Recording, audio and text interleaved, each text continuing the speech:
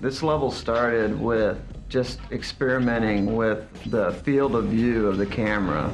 This kind of, it's a lot more extreme and more kind of fish-eyed lens than any other level in the game. And once that was in, it was like, well, this is very much like Vertigo, you get this feeling of vertigo from being high and seeing the ground below you. So that's when I tried to make the design be like this, the sides of the building or a skyscraper as they're going up.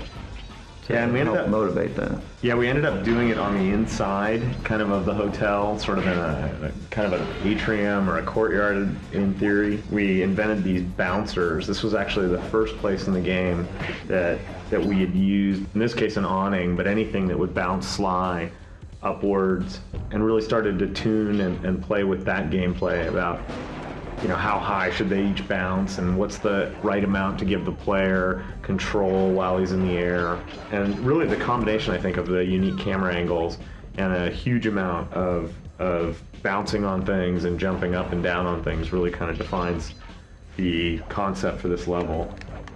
It presents some good challenges. Once it sort of took on this retro feel, kind of playing like a 2D side scroller. Our producers at Sony even kind of took us to task once or twice about how retro that felt.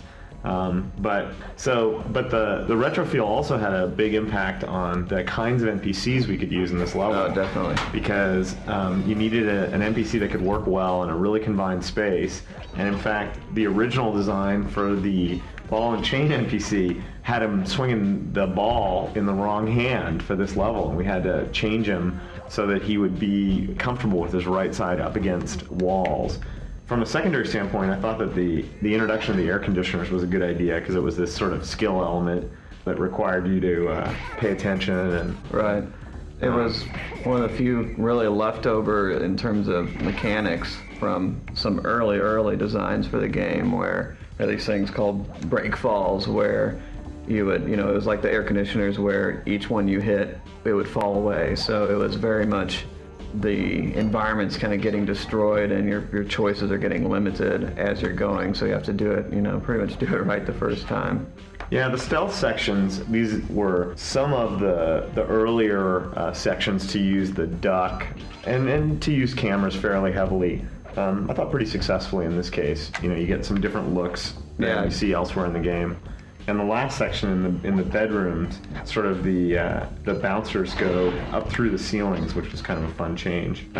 Gave us some real sense of three-dimensionality as you kind of pass through the floors. It was a fun change. And then the big finish, the precarious big finish. We have to sneak out onto the sign. I don't know, all in all, a pretty successful level.